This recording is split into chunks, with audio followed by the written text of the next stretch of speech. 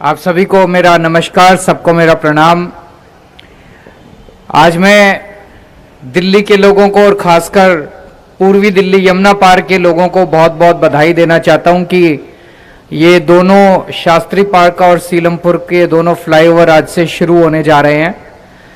यहाँ पे लोगों को बहुत ज़्यादा तकलीफ रहा करती थी, बहुत ट्रैफिक जैम रहते थे, कई कई घंटे के ट्रैफिक जैम रहते थे। अब आईएसबीटी से लेके और यूपी बॉर्डर तक मुझे लगता है 10 मिनट में आप अपना रास्ता पार कर सकते हैं। कोई रेड लाइट नहीं है बीच में, बिल्कुल स्मूथ ट्रैफिक है। और इतना शानदार और इतना अच्छी क्वालिटी का आप इस फ्लाईओवर पे से चलें तो आपको पता चलेगा कि कितना शानदार और अच्छी क्वालिटी का फ्लाईओवर बनाया है। जैसा भी बताया, 303 करोड़ रुपए का फ्लाईओवर बनना था। 303 करोड़ रुपए सैंक्शन हुए थे और ये फ्लाईओवर 250 करोड़ में पूरा हो गया। 53 करोड़ रुपए इंजीनियर्स ने बचा लिए। मैं समझता हूं, और ये केवल इसी प्रोजेक्ट में नहीं है, जब से दिल्ली में आम आदमी पार्टी की सरकार आई है, हर काम में पैसे बचा रहे हैं, हर काम में। मैं समझता हूं 70 साल में भारत के इतिहास में कभी ऐसा नहीं हुआ होगा कि सरकारी काम सैंक्शनड पैसे से कम में पूरा हो जाए। कल हम एक अस्पताल का शिलान्यास रखने गए थे। एलएनजेपी अस्पताल में एक 1,500 बेड का एक ब्लॉक बना रहे हैं। तो पूरे देश में जब अस्पताल बनते हैं आज, तो 1.5 करोड़ रुपए प्रति बेड के हिसाब से खर्चा आता है। मान लो 1000 बेड का हॉस्पिटल है तो 1.5 करोड़ रुपए प्रति बेड, मतलब 15,000 बेड का अस्पताल 1500 करोड़ रुपए में बनता है। हम 30 लाख रुपए प्रति बेड के हिसाब से शानदार सेंट्रली एयर कंडीशनड बेड बना रहे हैं।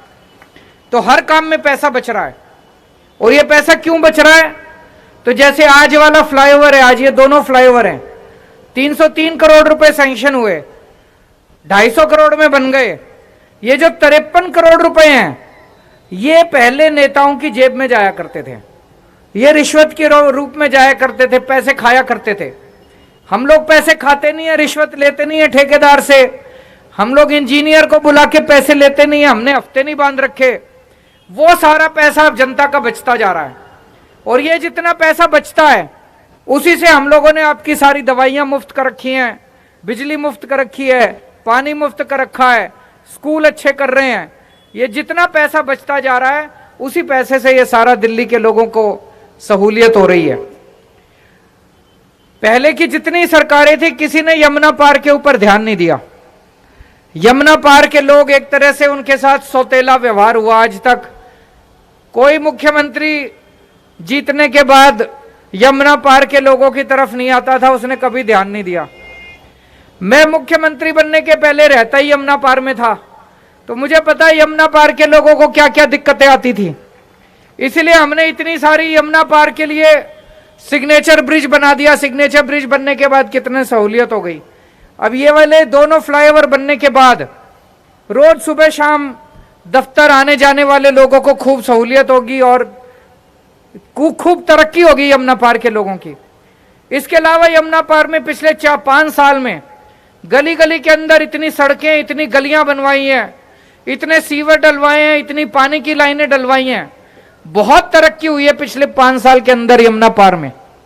और पूरी दिल्ली में आप लोग खुशकिस्मत हो कि दिल्ली देश की राजधानी में रहते हैं। तो देश की राजधानी है दिल्ली, तो राजधानी जैसी सुविधाएं भी मिलनी चाहिए ना।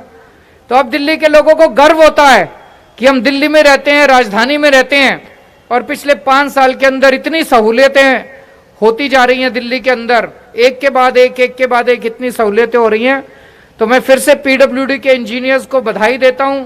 इतने कम समय में और इतना शानदार, इतने कम पैसे में उन्होंने ये फ्लाईओवर पूरे किए। दिल्ली की जनता को बधाई देता हूं, यमुना पार की जनता को बधाई देता हूं कि इसके बाद आप लोगों को काफी सहूलियत होगी। बहुत बहुत शुक्रिया।